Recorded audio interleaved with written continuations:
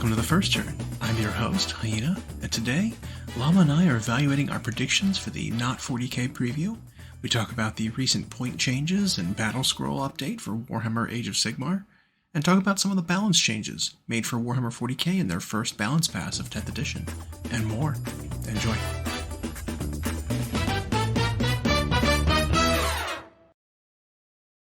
A busy week, even though 10th is now out, because there were updates to 40k already, and then we got stuff for the new General's Handbook for AoS. Well, Saturday we also had the preview. Also the preview event. Which we should just call the Horus Heresy preview. Nailed it. Yeah, so was not excited about seeing... The non-40k preview event ended up 25 minutes of 30k. Yeah. Well, between the new not epic. Yep. Which, it's epic. Yes. Let's put it out there. They even called it out as saying this is the epic scale. Yeah. Except it's only Horus Heresy, so there's not going to be Xenos in this, which makes it easier to roll things out and keep it a smaller game, right? And it's easier to sell. Right. When you're selling people just the Imperial Guard version of that time period and Space Marines of that time period, you can sell it by the bucket loads. Yeah. So, but I don't know if anyone was asking for that. We thought it was coming, though, with the way they did Titanicus, the way they did Aeronautica, that kind of stuff. It was like, well, when are they just going to add troops and tanks to the game? Well, there it is. It's finally here. So, I mean, cool and all. I mean, it'll maybe be fun to pick up one and do a scale painting. Cool. But it spent way too much time on it. Like, it didn't need that much attention. Being like, oh, this is Titanicus, but other stuff. Okay, problem, Yeah. Remember how we used to have Epic? That's what this is, but Horus Heresy. Yeah. Cleared it up. Done. Yep. So it was fine. I was really hoping more because 4 of the games there that were on the title card for the preview were fantasy games. Yeah. I was hoping for more fantasy, and it ended up just being Horus Heresy stealing the show. So, whatever, it's fine. And then for Horus Heresy proper itself, I forgot what they showed already. I don't even remember. Was it another knight? So we had it was 2 more. So we had knights coming out already. We know that there's a plastic Lancer kit was announced already. And then they showed the Acheron. The Acheron / Castigator? Castigator? Yeah, the Flamer or the Bolter. Yeah, the Castigator Bolt cannon or whatever. The double cannon. So those 2 are coming in plastic. There's a little bit of drama around those being released and then points adjustments happening at the same time. People are now all of a sudden eyeing those models because it's like, oh, well, now let's look at these models again, and all of a sudden it's like, these guys are pretty good. Yeah. And then there was a swift Titanic points increase. A Titanic indirect fire and towering, yes. Towering indirect fire and other nerf. And then Strands of Fate. They focus 3 aspects of the new edition of 40k to be adjusted right out the gate. But it ties in with like how these new Plastic Knights are coming out, and all of a sudden they're 100 points more than they were the week before. And so it reminds me of a joke from was it Louis C.K. or was it somebody about airplane Wi-Fi. That was Louis C.K. He was on a flight where they had some of the first in-flight Wi-Fi available, and a few minutes into flight it went down, and the guy next to him was immediately like, this is bullshit. It's like, you didn't know this existed until 2 minutes ago, and then it's like there's a change to it, and you're upset about it. Yeah, like it was owed to you. Yeah. So, I mean, it's a little bit, not quite like that, but it's a little bit like that, where it's a new thing comes out, and they're like, oh, it's bullshit, it's changed, it's worse already. It's like, I mean, and a lot of it's brand new. And I'm gonna call out.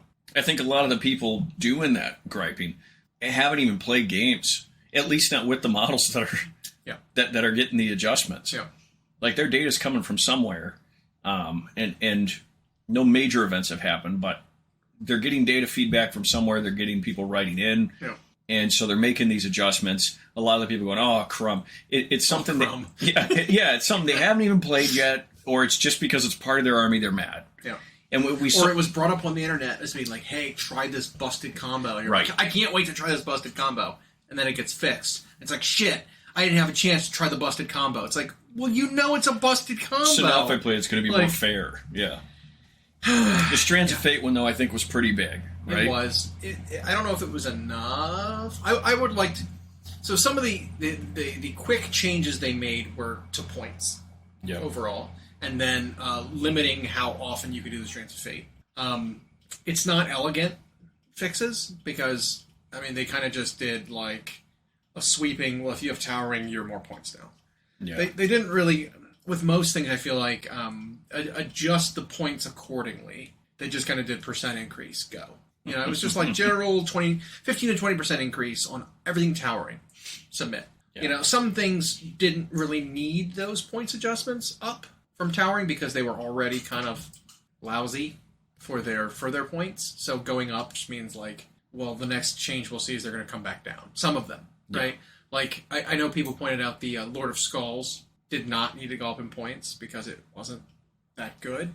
What a difference from what he was just a few months ago. So, but he's not that good, so it's like, why did he go up? It's like, because they just did a blanket update. Sorry, there's a couple casualties. Yeah. Same thing with indirect fire. There were some indirect fire things that weren't that good, but indirect fire is busted right now, and it needs to have a premium. They need to go up.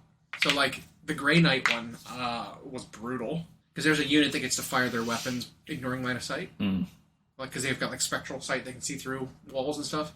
But they're, like, criminally expensive now. They're, like, 190 for 5 guys. Oh.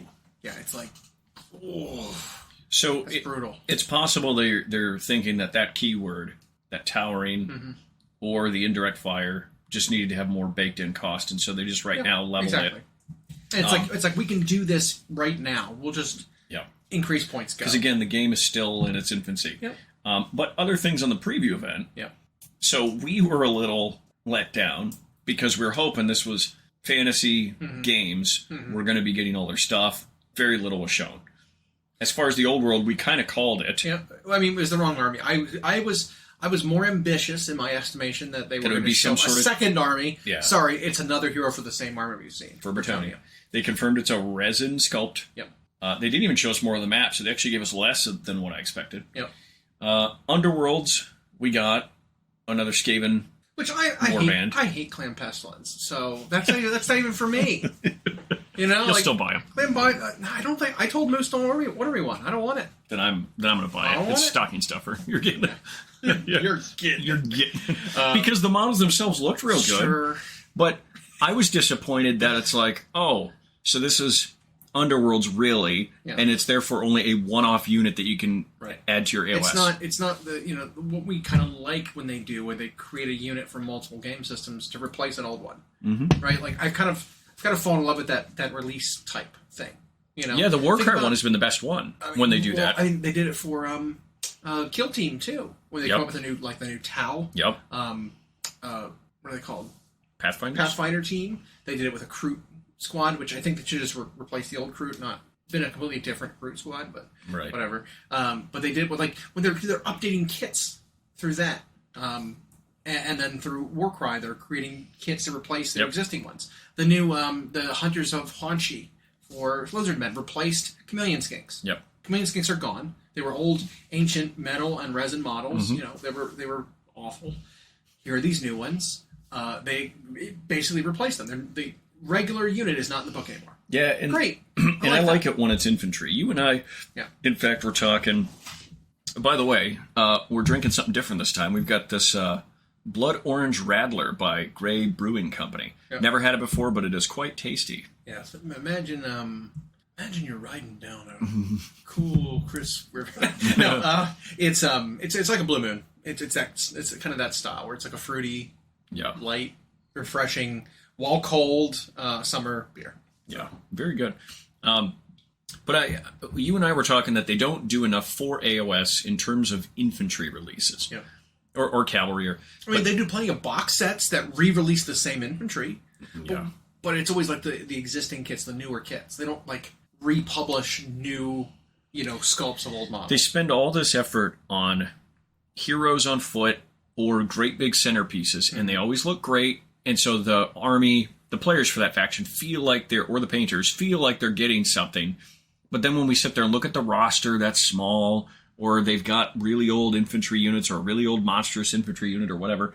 It's like, we just want more of that. And Warcry was kind of a way they were cheating some of that in. Yep. And so when we saw Skaven as part of the early preview banner, it was like, well, I hope if anything, it's not Underworlds, it's Warcry or AoS proper. And it ended up exactly Underworlds. Yeah.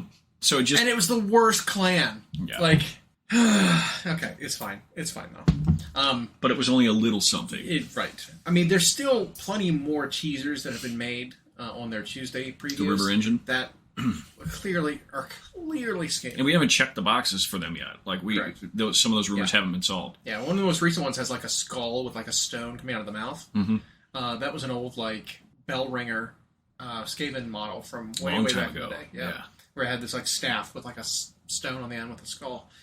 That's got to be what that is. You know, like... And they could be ramping up to them getting, like we said, and we hope that they could be getting a bunch. I mean, hopefully it's not next edition. Oh, yeah, no. But it might be. And maybe it'll be something this summer. We don't know exactly what's going on this summer yet, because the thing we did see for AoS, which was the Cities of Sigmar starter box, which we called. We knew that was going to happen. I mean, it was obvious. And I think that box...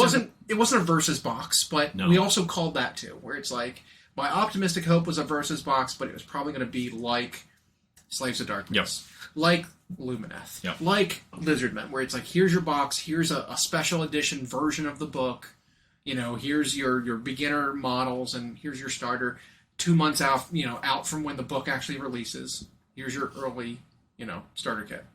And I was pretty blown away, because we not only now saw the full basic infantry kit for them, which looked great. Yep. The cavalry we've already seen, but then we got their first version that we're seeing of a wizard, which looks so different than anything I expected, but in a way that I thought was super cool. Yeah. I don't remember how they described his metal magic. So his metal magic is like augmentation magic. He like imbues the metal that make up the armor and the weapons with magic to give the basic just humans a fighting chance. Yeah. And so like he's very much he's a mix of metal wizard and like magical blacksmith. Yeah. So that's kind of cool. I mean, he looks great. I really liked the look of him. He was very functional. He was basically, his robe was a leather like blacksmithing apron. Yep. You know, like I thought that was super cool. His staff was a pair of like forged tongs holding in like a cube ingot, a red hot ingot. Yep. Like that didn't look like that was him actually making something. That was just the design of his staff. Yeah, you know, which was cool. And then it's coming with the great big centerpiece, the Talia Vedra. Yeah, she is the Magister. Yeah. Of Hammerhall. Lioness of the Parch. Yeah. And they showed that she's got 3 different weapons. Yeah. Which I wonder how that's going to work. If that's an aesthetic, or is that like different rules in the game? Because it's like, that'd be cool. Shit, I'd have to magnetize that. Then. Yeah. You know, decision-making. And then I wonder if it'll also make a generic kit. Maybe. I doubt it, but maybe. It's definitely a possibility. Most of them do. I mean, look at Karl Franz made a generic Ventus Firestrike. Ventus, who is the other Magister, by the way, of Hammerhall. Well, he's the Magister of Hammerhall. What was she, the Regent of Hammerhall?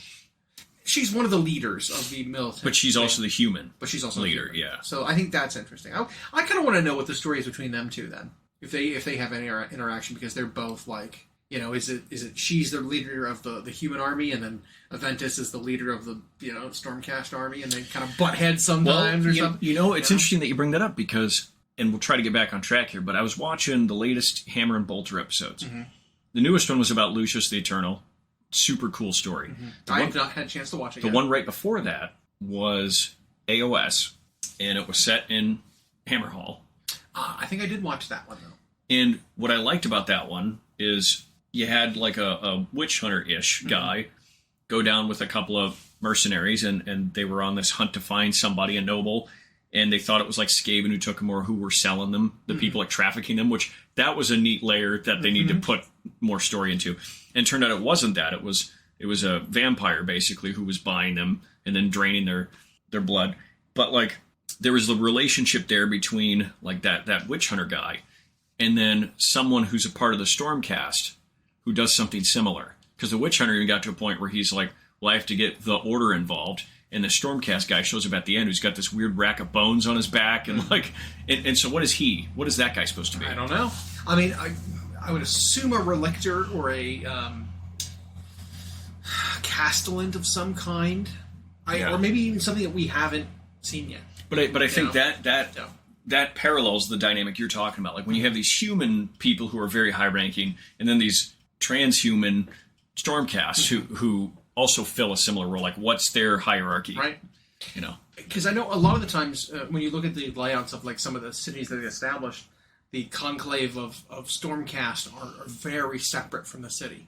They're like outside of the city gates, like up on a hill overlooking in a tower, kind of like a monastery on a hill, kind of thing. Very Space Marine like. Very much. So they stay up there and they stay away from the people for the most part. I mean, we've seen stories of Stormcast going out and mingling and they're not forbidden to be in the cities by any means, but it is sort of a rare occurrence. There was one of my favorite short stories from the beginning of Silver Tower. Mm-hmm. No, the other one, the second one for Quest, where it was Shadows of Hammer Hall or something like that, where it talks about the Castellan and his bird dog companion hunting a cult in the city, and they have him just like stomping down the streets doing some investigating. And people are just like giving him lots of space and being like, "Whoa, what is this guy?" Because he's, a Celest, and he's like a Castellan is part of, I think of the clergy kind of side of it, not the warrior chamber. They're more priestly, but he was like a high-ranking member of Stormcast going around the city, and people were definitely like, "Whoa!" But people knew him. Like he went and talked to some people that he had as contacts, and they were like not surprised to see him. So it is very weird. I think it's more grounded than a Space Marine living in like a human city, right, or a human planet. I think they're a little less spooky, a little less mysterious and mystical. I think Marines rarely ever reside on a human planet, other than whatever homeworld they're recruiting people from, right. And usually then they're in their fortress monastery or in a ship. Stormcast, it does seem like they separate from humans a bit, probably to maybe avoid accumulating too many human-esque traits, but there's still a relationship they have to have, it seems like. Otherwise, like, what are they doing it for? Yep. Yeah. And so that was just a neat dynamic they threw in right at the end. And that particular Stormcast who came in didn't see the people really as beneath him. Right. He even showed up and talked about how in the armpits of the world you can find people who are worthy or whatever. But then it just ends like that. And I'm fine because these Hammer and Bolter ones aren't like continuing. Right. So it just leaves you wanting something. Short stories that kind of expand it, but leave you wanting more. Yeah. So I thought that was a good episode. We'll watch the Lucius one, by the way, because that one's super cool. Okay. In without providing spoilers, one of the interesting things is his interaction in this story is with Primaris Marines. And what they showed there is you got a little bit of a sense of even with these 10,000-year-old Chaos champions, Primaris Marines are big. Like Lucius wasn't big compared to these. He was smaller than a lot of them.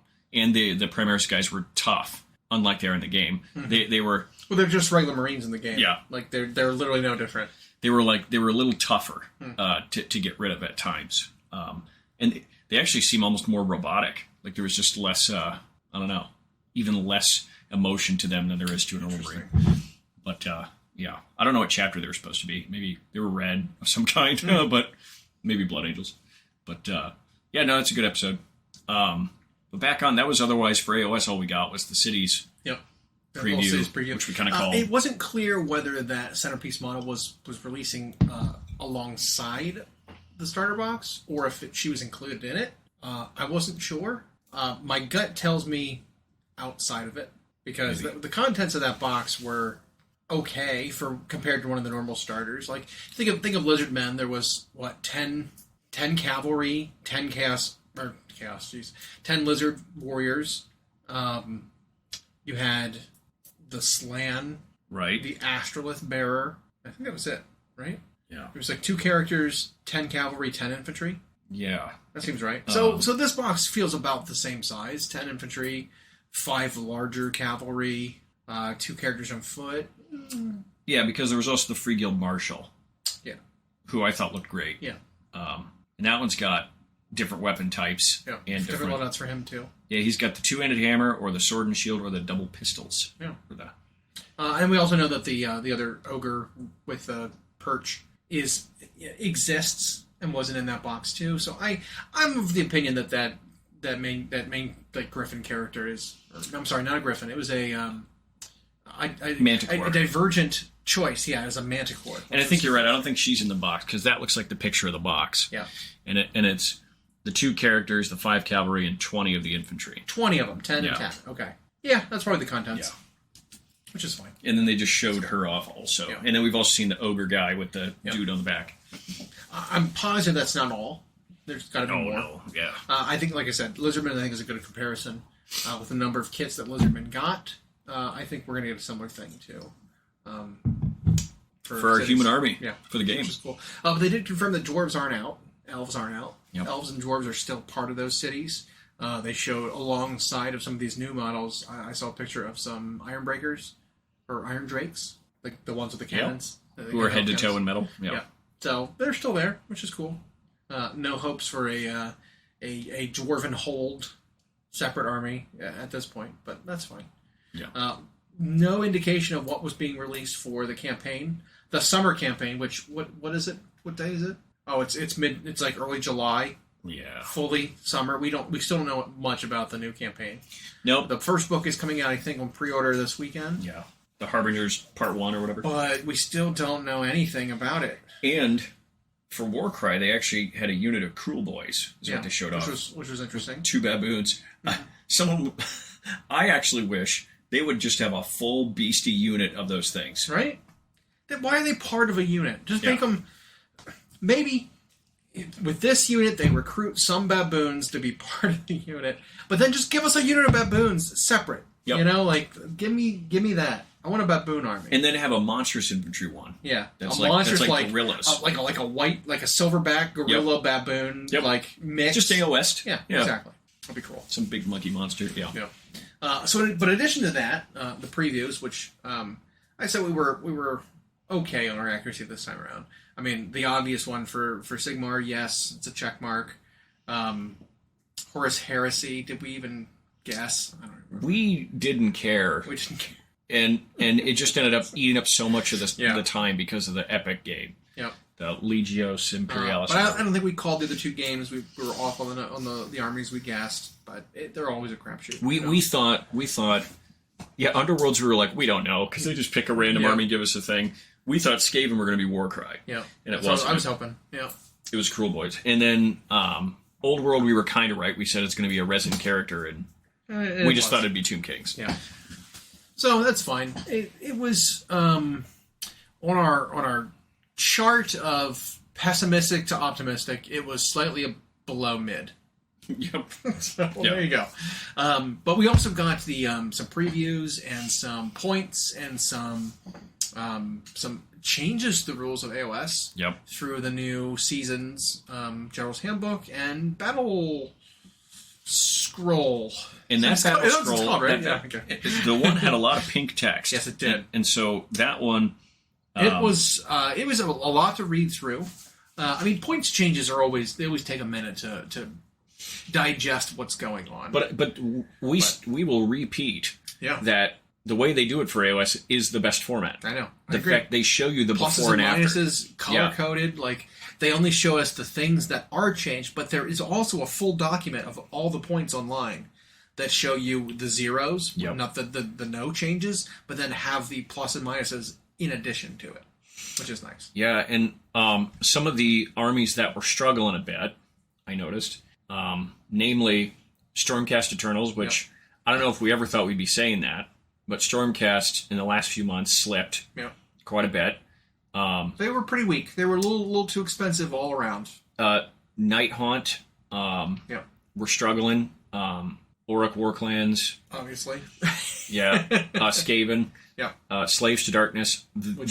Which, if you look at the units that came down in Slaves to Darkness, a couple of them I don't agree with, mostly because they just need to rewrite data sheets for some of them. For instance, the Demon Prince is down to 150 points. But he is hot trash. Like, he is so bad. He needs to have his data sheet rewritten and then just make him better. But still keep him like 220, 240 points.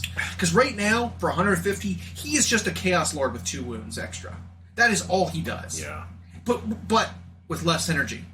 So, like, he is not good. That's why he keeps coming down, because he's bad. In fact, even doing Apotheosis to become a Demon Prince is actually a downgrade now. Yeah. Like, I mean, it always kind of was, but it's It is not good. one that I liked out of there, and I don't want to go through all these. Yeah. What I was surprised was how many Hedonites came down. But it could be that there's just because they're winning a lot. But I wonder if they just have a very select few units getting played. I think it's a very shooty Hedonites that's working, and the melee ones are not working. So like Sigvald came down. Did either of the elites, the Myrmidon Painbringers or the Sybarite Twin Souls, did those two come down? The Demonettes came down. Okay. The Exalted Chariots came down. Some of the demons, sure. Dexessa came down. Which they needed to. Remember we looked at those, the two twin demon heralds, and we were like, why are these 300 points? Yeah. Well, another they came down. Now one of them at least is 240. Yeah.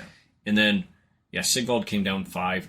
But like Lord of Hubris went down, but Lord of Pain went up. Which, that makes sense. The Lord of Hubris was... Oh, Sinessa came down too, that's right. Yeah, okay.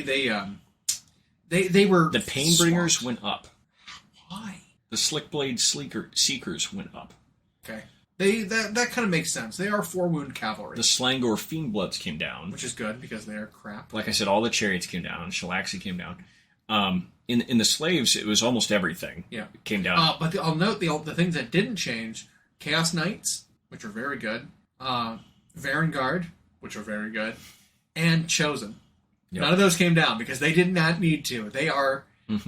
they carry those 3 units carry that army. If you're doing good things with that army, it's because you have those guys. Yeah, the stuff they brought down, like Eternus came down to where he might actually be a handsome option. Yeah. The Myrmidon and the Therodons came down also. Not a ton, but both guys on the Manicore came down, which you already liked him. Oh, I love the Sorcerer on the Manicore. And now you might be able to convert one with new Manicore lady. Yeah, I already have one painted though. Oh. Maggotkin had a bunch come down, except Bloab Rotspawned and the Rotmire Creed. Those both went up. I can see that. But, otherwise, I love the fact that they do a before and after for it, that they color code it. It's just so easy to read. Because in 40K, they'll just, here's chapter approved, and you see points. Yeah. You don't even know if it, unless you had that coded. Unless you remembered what the points were. Yeah. Because there's oftentimes when these come out, you can't even go look because they've already updated it in the app. Yeah. So it's like immediately, it's like, well, what was it? We don't know. So I do like the plus and minuses. I like patch notes, right? I like a comprehensive list of what has changed and by how much, and And did you find any of these updates significant? So the general rules and army rules for a bunch of things changed. Mostly that first page. Holy crap! Unit coherency. It's huge. So unit coherency now changed so that it's very restrictive in AoS. If you have 1 to 5 models, each model must be within 1 inch of another model. Okay, that's easy to do. But if you're more than 5 models, you need to be within 1 inch of 2 other models, at least. That's tough. Mostly because there's a lot of monsters in AoS, and being within 2, within 1 of 2 other members of your unit means that you're usually not spreading out. You're having to stick to zigzagging and being in 2 ranks. Well, they made a change that now models that are 2 to 6 are still within 1 of 1. Mm-hmm. Well, that's very impactful for things like ogres, who all come in units of 3. Yep. And so you double them up to 6, or their basic line infantry that are units of 6. Now they don't have to, be 2 ranks at base numbers.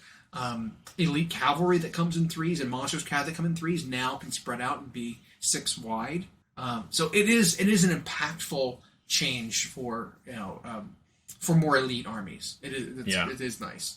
And then the other one is that basically in AoS now, if you're familiar with 40K 10th edition, there is a rule for characters called Lone Operative.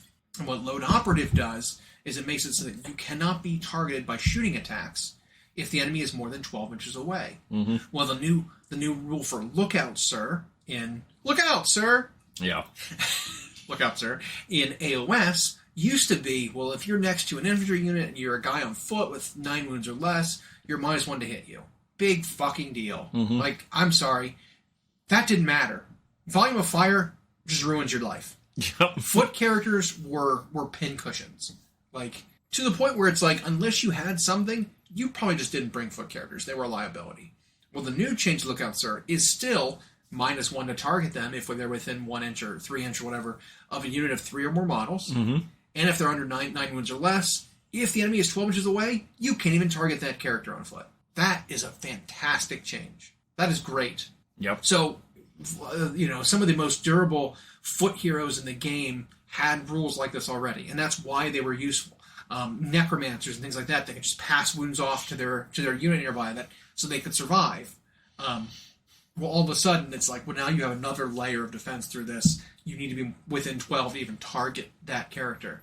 I think it's a great change. I think the second one they need to do is doing like they did with the veterans in, 2 seasons ago, where there's a battalion that lets you fight in multiple ranks. I think they need to bring that back as a core rule. With this, I'm hopeful for that. They're making changes to core rules with this. Well, and I wonder if some of what we were seeing with the shooty variants of armies, where they're Disciples of Zinj, Hedonites of Slaanesh, Caradrons. I wonder if they were just plucking heroes out like nothing. Absolutely, yeah, easy. So this helps a little bit there. The Arcane Tome one we knew was changing. They actually made it better, though. Because before it was like, you can only cast these 2 generic spells. Well, now it's like, oh, by the way, you can also cast endless spells, I guess. If it's in your roster, yeah. So it's like, good. That's a good change. But this new season is all about foot wizards. Yeah. And so they also say that if you take the Arcane Tome and become a wizard, you count as one of these new foot wizards for this new season. So they clarified that ahead of time, which is great. This sort of thing is still, in my opinion, validation to the idea that they don't have to do new additions to the game. Yeah. Because if you're just willing to update core rules and then do these seasons that kind of change the play style, yeah, I think that's a lot of fun. I'm not going to go through each of the enemy ones. It looks like Blades of Corn, Soul Blight's got a great big pink update. Gloomspite Gets did also. The changes to the vampires were generally made them worse, but that's because there was exploits for bringing units back with grave sites and whatnot. So they clarified a little bit and they took away some cheekiness. So that one's fine. Good. Yeah, and they were currently the winningest army, which maybe that'll just do enough to sand them down. Sons of Behemoth, I don't remember what the... Okay. But yeah, it's quite a bit to unpack. We recommend everybody goes out there and reads it. Check out the point changes for the, if you have an army, check out what, the plus and minuses. The vast majority of changes were points going down. Yeah. Except for a few of the winningest armies had, a few entries that were up. So, like, Fire Slayers had 4 unit changes, and I think they were all up.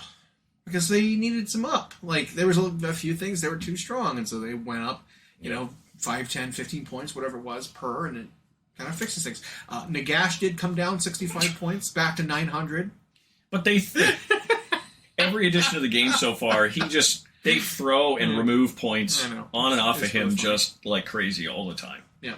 I don't know if they'll ever hit that perfect zone with him. And when someone costs that much anyway, when they're effectively half of a list, I don't know how much you really need to tweak it. Like they're either going to play him for that cost or they're not. Yep. I don't know. He needs an army to be able to augment, and at that point cost, you can't have an army. There's no army to go with him. No. So it's just a number of just crossbows that you can afford for his cost. That will kill him, if you fire all of them at him at one time. Yep. And most of the points cost weren't giant shifts. Yeah. Because I don't know if they really needed it. It's tweaks. It shows they pay attention to something and they don't overreact. Yep. There was a pretty good Gloomspite Gets army using squigs and trolls that was apparently doing a lot of work. I don't remember the details. Like my fingers haven't been on the pulse of AoS as much recently with all the 10 stuff going on. So I know that with the most recent update, the trolls and with Gloomspite, trolls and squigs were some of the best stuff in that army. I didn't realize there was an absolutely oppressive list going around that was too good, but I'm not surprised. They got a lot better. So and these points changes weren't that big a deal. Yeah, ultimately, if you've got 10 units in your army that all went up 10 points each, generally it's you've got your same list, but minus a one unit, or -1 hero, or -1 endless spell. And if you're in one of those weird spots where you're at like 1960 out of 2000, then you just have to make an even smaller adjustment, probably. Right. Yep. Yeah. So, I don't know. The points changes are nice. They are not as big of a deal as some people claim. Some people scream end of the world when any points affect their army. I know a lot of people were talking about, I calculated my army in the app. The same list I had went from 2000 to 1960. Or, so 2 units went up by 10 points, 2 units came down by 10 points. I'm exactly the same points that I was. And it's like, okay, well, that's the kind of player they didn't want to target with points changes, right? If you have a balanced list and you end up about a wash, then it's like, well, good for you, But if you have a list that's like, well, shoot, my army's now 2,100 points, it's like, well, then you were probably playing the best stuff that was too good. And the rule change they got was to squig herd. Yeah. So now the change is, it used to be a 9-inch range mortal wound shooting attack for every squig that would run away, basically. Yeah, it was 9 inches. A squig runs away, shoots a unit within 9, on a 5-up or whatever it is, that unit takes a mortal wound. Yeah, now it's the closest unit within 9 inches. Yeah. So you can't snipe out characters standing behind a battle line. And is it still on a 3? Yeah. Okay. I think it was on a 2 before. Now it's a 3. Yeah, it's each time a cave squig in this unit flees as a result of field battle shut deck, blah, blah, blah. On a 3, you pick the closest enemy within 9. Yeah. That unit suffers 1 mortal wound. Yeah. So before it was on a 2, choose a unit within 9. So you would just choose the heroes, and just the squigs would just run and blow up the hero instantly. Yeah, and it says if 2 units are close, are tied to be the closest within 9, you can pick which one. It's a good change. It was stupid before, but before that it was only 3 inches, and it was like, well, that's not far enough. 9 was a weird choice. I think cut the difference, make it 6 inches is okay. Yeah, and their army really saw a mix of going up and down.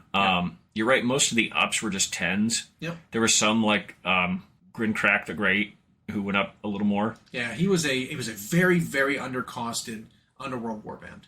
Yeah. He was the one with the 2 squigapults that are 4 shots at damage D3 + 1, 28 inches, whatever it was. It was silly. But all the Ragnarok spiders came down. Yep. All the Loon Boss and Cave Squig came down. So we'll see. We'll see if that really makes that big a deal for them. Yeah. I think the Squig heavy army and the Troll heavy army, yes, you'll have to change your playing style a little bit. Yep. You might not be able to spam 100% all trolls anymore. Right. But that's, as a positive play experience. You're being polite. I've heard you say that whenever there's an adjustment that makes it so you can't just spam the best thing, you don't feel sorry for people who went overboard. I really don't. You were being shitty. Yep. Unless you're someone we've got a buddy who was affected by this, but that's because he thinks trolls and squigs are hilarious. Yep. And he doesn't want them to be good, but wants to play them anyway. And do something good with them because it's hilarious. So the fact that they were good this edition kind of, I think, made him a little miffed. He didn't like that they were so good. Because then they're popular. And then they'll be targeted by points changes and things like that. And he's like, I want them to be bad so I can play them. Can't win. Which is can't win with them. But they did get adjusted. And he was like, it's fine. Yep. But yeah, so a lot of stuff. It was right after we recorded last week, and then today were the 2 big days of reveals. Those mostly rules adjustments and points adjustments. Which we're not as big on the rules kind of stuff. I take that back. We talk about the rules a lot. We do, but I don't know. We play fewer games than we hobby. Right, exactly. So it's an interesting thing to talk about, because it's this is almost as an observer looking at the rules, as opposed to a tournament player working out their rules. But I think that gives a different perspective on it, though, because I think some people get a little too jaded, call it, when they've got their head is in their tournament play space all the time, and any little tweak and change to their army is now, it's well, shit, now I gotta do this thing, and I'm unoptimal, and I gotta cheat me. It's stressful. Yeah, because usually if they or someone on the internet for them has mathematically optimized a list or a playstyle within an army, and now something happens. A rule gets reworded, a points cost change, and now it's not that perfectly optimized thing, and they either have to swap a unit out, try a different playstyle within the army, or if that was a with big it. enough change to knock their army down a tier, now they have to switch armies. yeah, and it's like, Because that happens sometimes too. and they can't shake it. They feel like they have to. Yeah. And Because if they don't collect an army, like I collect armies, right? Yep. I've got tons of models that are not playable until an edition changes or something else changes. Then it's like, oh, I already have those models. They've Yeah. not been on the Yeah. table ever, but I've got them. for the armies that I quote unquote play, Yeah. I like to own all of the models for it, Right. so that whatever I want to play, I can. Exactly. They really like to laser in on their 2,000 points. Exactly. I was like, Yeah. I'm going to buy exactly the 2,000 points of models I need for this army. Yeah. Oh, something changes? Well, I don't have that one. Now I need to go buy a new one. And now I've got an extra wasted one just like, gnawing at me that isn't usable in this list. Yeah. Now it's an extra one. Or they It's got to bug a waste. friend to swap something. Right. And, yep. Yeah. So, I don't know. It's interesting to actually just look at. But I think we generally have a better positive viewpoint on changes. Yep. Because I like things getting changed up. I like things getting, shaken up. And I think to a degree it helps some of our locals and our friends because some of the first chatter they hear will be the negative. Yep. That's not to say nothing ever isn't worth negative. Yep. But that'll be the first thing they hear, and they'll get it in volume. Yep. And then we show up, and we've talked about, It's like, hey, what? well, wait a minute, you're overreacting a bit. What about this? Mm-hmm. And all of a sudden, they're, oh, I didn't think of that, or I didn't, yeah. Yeah. So, But yeah, so they also, the other big change that we only kind of skimmed over was the Strands of Fate change for Eldar. oh yeah, It was the boogeymen of this edition. Yep. Mostly because they had an ability that let them fix dice, which is never great nope. in a random game where you have to roll specific things. Just guaranteeing those numbers is not the best. Yeah, it's one thing to mitigate with bonuses and negatives and rerolls, but this was just flat out fixing dice, Yep. and they were stacking it on the most devastating weapons, right? And the biggest thing is you could front load it, right? We've talked about how in previous editions that the Alpha Strike, the turn one is 40k was so alpha. it was so alpha, yeah. And so like if you couldn't win the game off of the first turn, then you weren't playing the right army, right? That was just who could outdo the opponent, right? Who could go first and do the most damage and cripple the opponent and then win off of that kind of thing. Well, Eldar was kind of operating that way because there was no limit to how many fate dice you were allowed to use. Fate dice. Strands, they're fate dice, right? Yeah, just like something. Zinch. Right. Okay. You could technically Eldari worship Zinch confirmed. confirmed. Yeah. You could technically blow all 12 of your dice, or 15 if you have Eldrad or whatever. All 15 of your dice just in your one turn. And so while you think about a single D weapon wounding that 6, getting that 6 to wound, and then doing mortal wounds was like, okay, yeah, that's bad, but it's one weapon with a high AP. It's just mortal wounds now. Like, is it that big of a deal? It's like, well, it is when you can do that 15 times in one turn and just blow up your opponent. Yeah, and so instantly. they would take advantage of the weapon platform that didn't need line of sight. Right. They would take advantage of the Wraith Knight that had towering. Yeah. They would do all this stuff so you're not hiding from it, Yeah. and they're just huge mortal wound leveling stuff Yeah. like it was nothing.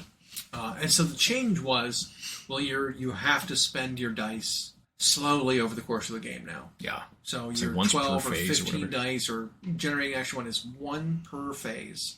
Not per unit, per army. Yeah. So now it's like, it's a good mechanic, but it's not busted, right? So, I mean, I think what we don't talk about is the fact that Eldar already have another army rule. In addition to that is also very, very powerful. And it's like every unit gets to reroll one hit, one wound, and one damage. It's die. like the old Or Salamanders save. thing, but it's Yeah, for every it's unit. mastercrafted Yeah. weapons. But every unit gets to do that in addition to having the fixed fate die. So you already have rerolls, which this is supposed to be addition with reduced number of rerolls. Yeah.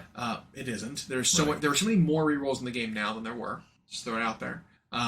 But it was like this reliability added to every single unit through these extra rerolls, in addition to be able to fix dice. And so it's like, oh, now you only get rerolls. Bummer. Yeah. I feel so bad for you. So you either had, with Eldar, you definitely had the best first turn in the game if you were on the play. Yeah. You had the most defensive first turn in the game if you were on the not play. Mm-hmm. And then you had the most reliable dice every turn thereafter for every unit. Yeah. It was just way too much, and none of them were costly enough. Yeah, and so that was part of it. Is a lot of the The offending units went up in cost. The weapon platform went up. The Wraith Knight went up. Yeah. Oh, because it was hit with the towering, and then the platform was hit with the Atlanta save buff. Yeah. Or point increase. And then fire prisms went up, I think. Yep. Which was another one that kind of didn't need line of sight because they could target through their ally that could see. Yep. And so it was a cheeky way of having not line of sight. And it had a very powerful gun. Yeah. And so a lot of those things that made the other, like I said, a boogeyman army kind of got Tomac. I mean, they're still very, very strong now. Oh, yeah. But now you just have to rely on fewer models rolling good dice, which I'm fine with that, right? And make it more elite. If you want to go heavy into the D weapons, fine. And so now with the 1 per phase, you basically, the amount of fate dice you start with basically gets used up, if you use one every phase, gets used up over the course of the game. For like 3 turns. Yeah. Because you can use like 3 in your turn through hit, wound, damage roll. You can use it on a save, I believe. You could use it on charging, I think. You could use one in close combat, hit, wound, damage, technically. You could use it in casting. Now you don't cast spells anymore. Because now they just do stuff. They're either an attack or... what else? I think that's it. Run, maybe? Might be. Movement phase. Yeah. So you could blow through them really quickly. I need to recheck the list of things you can use them for, but I think all those are included. They're not as powerful and not as optimal to use them for some of those things. But you also don't always have to use them because you can be like, well, this unit of Guardians, I can just re-roll their hit or their whatever. Yeah. Not burn my fate dice on them. So you're right. I think they are still absolutely high tier, whatever that means right now. Right. They still read as very powerful. They just took away the obvious, like, holy cow, that army just removed all the random from the game. I think a bigger thing was the indication of a bigger problem is that they didn't think through properly how many units have critical effects. Certain weapons that are very high AP, very high damage, maybe don't also need devastating wounds. Right. Maybe save devastating wounds and lethal hits and stuff for like rare occasions. Well, they give it to everything. Yeah. And so if you don't have a critical effect, it kind of feels like, well, you're kind of lousy then. You know what's interesting is, at the same time, I'm glad they front loaded it instead of like as the edition would have gone on, they started giving it to more and more. Yeah. This sort of avoids creep by just having everybody have it. Right. And maybe we'll see some of it cut back as the codexes come out. We'll see. Replace that with more special rules for the army. But you're right. It does feel like way too many things have it. I think it would have been better with units that have a specialized role. I go back to like the Psychophage, who doesn't do a whole lot except against a very specific target. Yep. And then his unique rule, which now doesn't technically work as heavily as it did right away, right? Because now they fixed that with the... Didn't they fix the devastating wounds always wounding on a thing? No, that's still a thing. What did they fix? Because the Death Watch had a really busted way to do it. Specifically their stratagem. Doesn't apply to devastating wounds weapons. Got it. So they don't wound on 3s with anything that's devastating wounds. It just doesn't... Or wounding on 2s, whatever. They just like... Those weapons don't get the stratagem. It's meant for bolters, basically. Okay, yeah. All right. Was it that the crits no longer automatically trigger it? The max roll possible? What was it that was fixed from them? All right, anyway. So they changed it so that it's still 5s to wound vehicles and monsters, I think, and then 2s to wound infantry. But... and it still counts as a critical thing. But if you have devastating wounds, it doesn't apply to you. So like a heavy bolter targeting a tough 4 thing, infantry will still wound it on a 3. And you can still roll that 6 to get devastating wounds, but it doesn't like, I'm a critical on a 2 now. That's what I meant. Yeah. So like, it just doesn't apply at all. Yeah. So, yeah. But their, like, the Psychophage was an example of a unit where I liked that rule because he's not great against many targets. Right. But against that one particular target, all of a sudden it makes sense. Yeah. But they were giving it out right now to just like, well, this guy has a big, cool weapon. Let's just add all these keywords to it so it does everything. It's like it's already AP 5 or 6, so it doesn't need devastating as well. It's already doing piles of damage with multiple shots. I think they should have come out with a different couple of critical effects, too, to kind of replace some of the devastating, because it's too all or nothing, right? Like, think about... Now it feels like if it doesn't have devastating wounds, it's not worth playing. There were a couple of units that had rules written in them that were, like the conversion beamers on Votan always critical hit on hit rolls of 4+. That's just a special rule they have. but it's all their weapon does is it's a one-shot weapon that has like sustained hits D3. Okay. So it's like it's really relying on if you hit, you get D3 plus 1 hits total. And so it's like it's not busted. No. But it's unique. It's flavorful. There was one other unit, I can't remember which one it is now, but it said something like it was like a shuriken weapon or something. Like you roll a 6 to wound, and it's resolved at -2 AP instead of 0. It's like, okay, well, make that a universal one then. I like that. Yeah. Make that a universal. Make it like old rending. Call it shred or Shred, rending, whatever. Yeah. Make it like it used to be, and now it's like, well, I wound on 6s. Now instead of doing like just mortal wounds, punching straight through, now I've got bonus rend on my attack. Yep. Like that's a decent compromise between the all or nothing. It's giving a weapon that has bad AP, more AP without just like you die with no save, or unless you've got to feel no pain. Like I don't know. I think they can get more creative and go with more critical effects and get rid of some of these ones that are like unnecessary. Like I don't think Wraith Cannons need any Wraith weapon at all. Does not need devastating wounds. Just get rid of all that. And I think they made one critical rule, the devastating wounds thing, seems to be like better kind of than all the other. Exactly. Yeah. Was there's really no other critical wound anymore. That's the only one. Yeah. There's a few hits. There's lethal. There's sustained. But like that's the only. And was it anti in combination with that? Was the really devastating? That was another one that's like if you can get anti as well as devastating wounds, it's brutal. One of the Sisters of Silence units with I think bolters plus a anti-psyker Inquisitor, it can pull off some pretty disgusting combos too, where you're just. I know Greyfax was a pretty big offender. Yeah, so Greyfax with like I forget what they're called. One of the bolter Sisters of Silence units is devastating wounds against psychers and then anti-psyker 4+ with her attached. So just shooting at any psyker, they're just doing mortal wounds on 4s to win.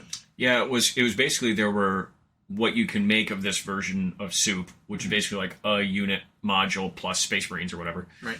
Was just like, oh, you're playing Thousand Suns, that's cute.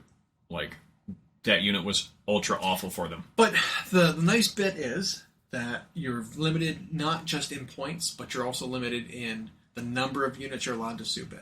Mm-hmm. So it's like a unit. Yep. Maybe you can bring 2 Inquisitors, right? Only one of them can do this because she's unique. Yeah. So it's like you're not, and then you're limited to what you can join because she can join battle line infantry. That is it.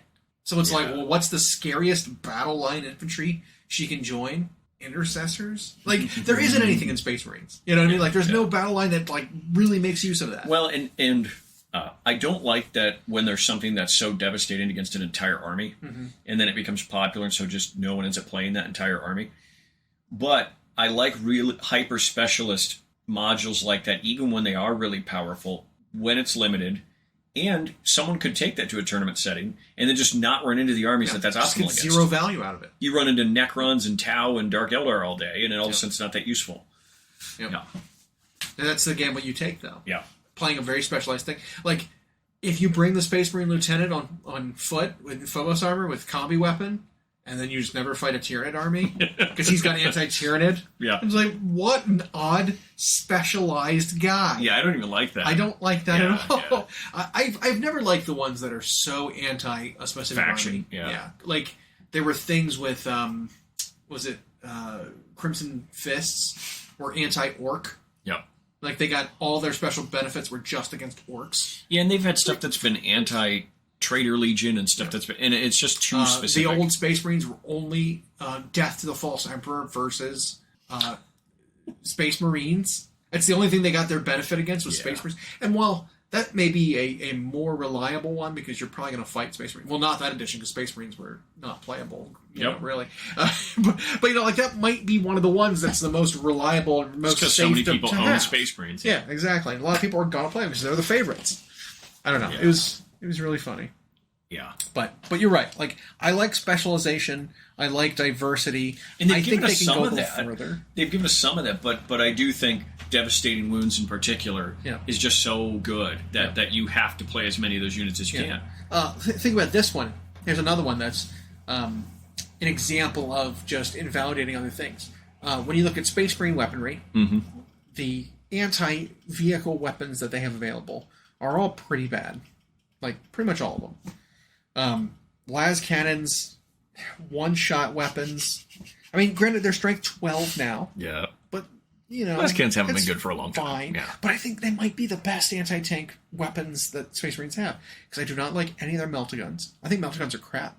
Melta-guns being strength 9 is just useless. Almost no vehicles and monsters in the game are strength 9 or lower. Like, most of them are 9 or higher, I'll say. Yeah. So at best, melta-guns are winning on 4s against the weakest vehicles. Yeah. And then 5s against everything else. Yeah, so it feels almost like they've made it so melta-guns now do the like Venom, Carnifex, like that or less. Right. But there are some melta-guns in the game that are strength 12 or higher, and it's like, that's where melta-guns should have been. They should have been that reliable. I wound a tough 12 vehicle on a 4. You know, like that's where they should have been, because they're low shot, high AP, close range. Like right now, it's too much of a gamble trying to get a melta-gun in range to actually do damage to a vehicle, because chances are you're not doing it, because it's going to be winning on a 5. Yeah. So why not sit back 48 inches and fire las cannons at them? Well, but then I wonder if they had made it strength 12, the melta-gun, then no one would play las cannons. Maybe. Which is where las cannons have sat for a long time. True. That's true. Yeah. But I think the range and the reliability of the damage. I mean, maybe las cannons need to be higher strength than that even then to make them more reliable. Because I don't know. What was the big change to the crazy Super Soaker Marines, the ones that had the huge missiles on missile? Just points.